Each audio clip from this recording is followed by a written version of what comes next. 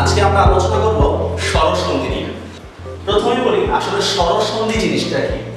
স্বরবর্ণের সাথে স্বরবর্ণের মিলনকে আমরা স্বরসন্ধি বলেই জানি। স্বরবর্ণের সাথে স্বরবর্ণের মিলনকে স্বরসন্ধি বলে জানি। এবার দেখুন আমরা স্বরসন্ধি নিয়মগুলো দেখাচ্ছি। খুবই সহজ। অ আ স্বরবর্ণ, হ্রস্বই দীর্ঘই,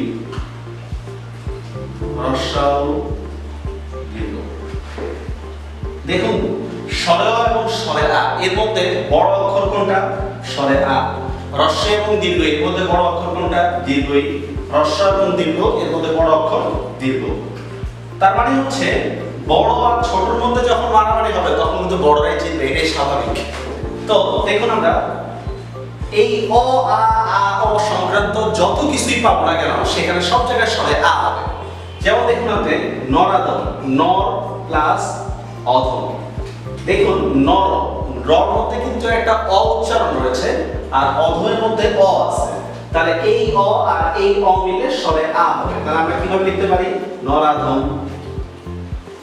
সেম দেখুন স্বাধীন, স মানে হচ্ছে নিজে, অধীন মানে হচ্ছে অধীন। দেখুন এই স্বর মধ্যে কিন্তু একটা অ উচ্চারণ রয়েছে আর অর মধ্যে অ আছে। এই অ আর অ মিলে আ, স্বাধীন। খুবই সহজ। এখন যদি বলা হয় পাঠাগার, পাঠ, ঠর মধ্যে একটা অ উচ্চারণ রয়েছে, আগার স্বরে আ, অ আর আ মিলে স্বরে আ। এটাই হচ্ছে আমাদের স্বরে ও স্বরে আ। এরপর দেখি আমরা হ্রস্ব এবং দীর্ঘই। খুবই সহজ। রবি যোগ ইন্দ্র। দেখুন রবির মধ্যে রস্বীকার রয়েছে, ইন্দ্রের মধ্যে রস্বীকার রয়েছে। দুই রস্বীকার মিলে কিন্তু আমাদের দীর্ঘই হবে। রবীন্দ্র। তার মানে অনেকে যে বলে যে দীর্ঘই উঠিয়ে দিচ্ছে, আসলে বিষয়টা কিন্তু তা না। সন্ধিবদ্ধ শব্দের মধ্যে দীর্ঘই থাকতে হবে। আরেকটা দেখি আমরা পরীক্ষা, পরি রস্বীকার, ইক্ষা দীর্ঘইকার।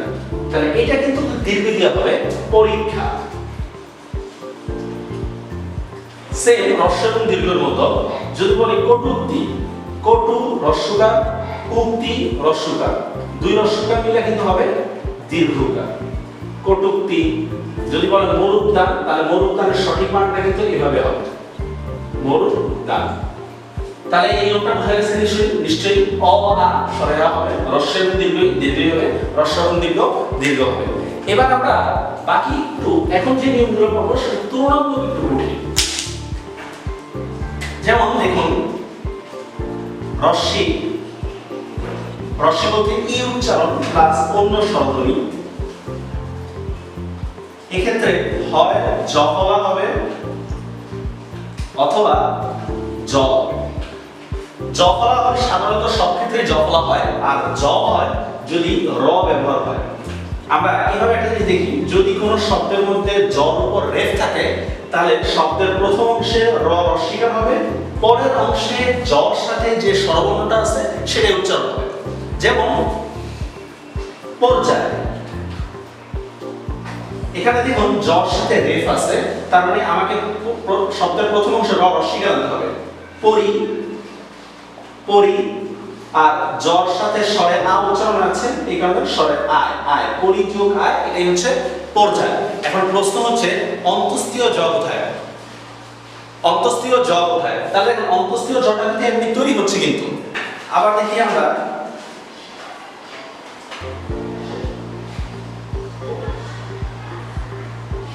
দেখুন পর্যন্ত, তাহলে এখানে জর উপর রেফটা এখানে আছে, তাহলে প্রথম অংশের মধ্যে র রস্বীকার হবে। পরি যোগ অন্ত পর্যন্ত। এটা আমি দেখলাম যখন জর উপর রেফ হয়। এখন আমরা দেখাবো যদি জ ফলার কখন হয়। যেমন আমরা লিখতে দেখেন এই বানানটা আপনাকে দেওয়া হলো অগ্নুৎপাত। এই বানানটা শুদ্ধ নাকি ভুল সেটা আমরা বের করবো হচ্ছে সন্ধি নিয়ম অনুসারে। কিভাবে দেখুন, অগ্নুৎপাতের সন্ধি বিচ্ছেদটা হচ্ছে অগ্নি যোগ উৎপাত। স্বরে বসিয়ে দিলাম, গণ গণ বসিয়ে দিলাম, ই প্লাস অন্য স্বরধ্বনি একটা দেখেন রস্বী প্লাস অন্য স্বরধ্বনি জফলা হওয়ার কথা ছিল, কিন্তু অগ্নুৎপাত বানায় জফলা নাই, তাহলে কিন্তু এই বানানটা ভুল। যেমন আরেকটা শব্দ অত্যন্ত, দেখুন তর মধ্যে জফলা আছে যেহেতু, তাহলে তর মধ্যে রস্বীকার আনতে হবে। তাহলে সন্ধিবিচ্ছেদটা কি হবে? অতি যোগ অন্ত। আরেকটা ওয়ার্ড দেখি আমরা, অধ্যয়। তাহলে ধর্মতে যেহেতু জফলা আছে, তাহলে রস্যিকারটা কিন্তু ধর্মতে হবে। তাহলে অধি যোগ অয়, এগুলোই হচ্ছে আমাদের রস্যি প্লাস অন্য স্বরধ্বনি হলে জফলা বা জ হওয়ার দৃষ্টান্ত। এবার আমরা দেখব রস্যুর পরে যদি অন্য স্বরধ্বনি হয় তাহলে কি হয়।